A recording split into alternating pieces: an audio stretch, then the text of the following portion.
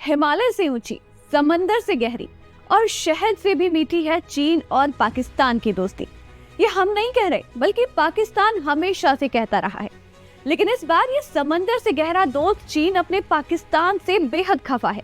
आखिर पाकिस्तान और शहबाज शरीफ ने क्या गलती कर दी कि चीन मुंह फुला करके बैठ गया है और गाना गुनगुना रहा है, अच्छा सिला दिया तूने मेरे प्यार का। दोस्त के मुल्क में अमन लौटने से चीन खफा क्यों है? उसे कौन सा गम खा रहा है? चलिए जानते हैं।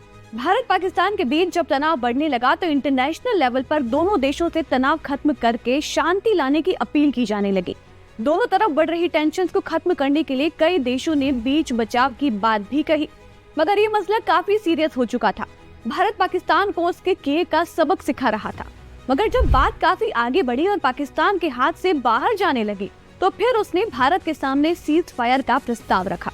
भारत हमेशा से ही शांति के पक्ष में रहा है, इसीलिए भारत ने पाकिस्तान के युद्ध विराम करने की बात को मान लिया।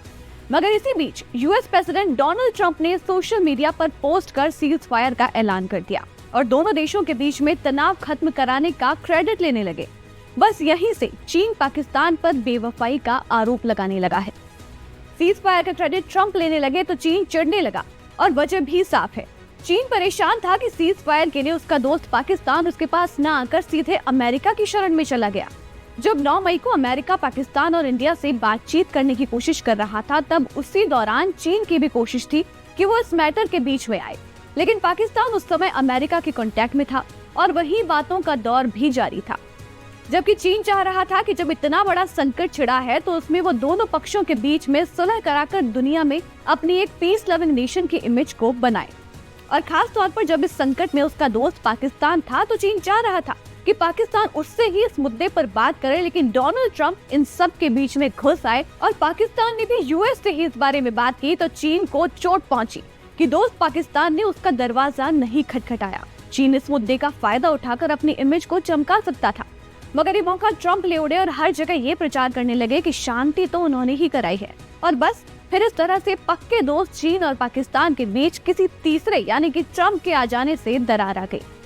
अब ट्रंप भले ही कितना भी इस बात का क्रेडिट लेने की कोशिश कर रहे हो, लेकिन भारत बहुत पहले ही ट्रंप के दावों की पोल खोल चुका है। विदेश सचिव विक्रम मिस्री ने सीज फायर कंफर्म करते ही ये साफ कर दिया था कि इसे लेकर के इंडिया और पाकिस्तान के बीच सीधी बात हुई है और इसमें कोई भी मीडिएटर नहीं था।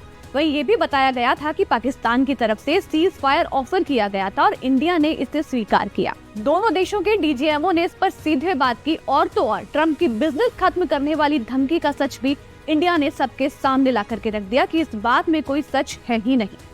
जब 12 मई को पीएम मोदी ने देश को संबोधित किया तो फिर से उन्होंने ये बात दोहराई कि पाकिस्तान ने सीज फायर की मांग की, जिसे इंडिया ने एक्सेप्ट किया और सीधा दोनों देशों ने इस मैटर को डील किया है। लेकिन वो कहते हैं ना कि दो की लड़ाई में तीसरे का फायदा। बस यही फायदा ढूंढने निकले थे अमेरिका और चाइना, जिसमें चीन अपनी दोस्ती का फायदा उठा करके नाम कमाने की कोशिश कर रहा था, मगर वो सोचता ही रह गया और ट्रंप बीच में कूद पड़े और यहाँ वहाँ यही बात फैलाने लगे कि सीज फायर के पीछे अमेरिका का हाथ है।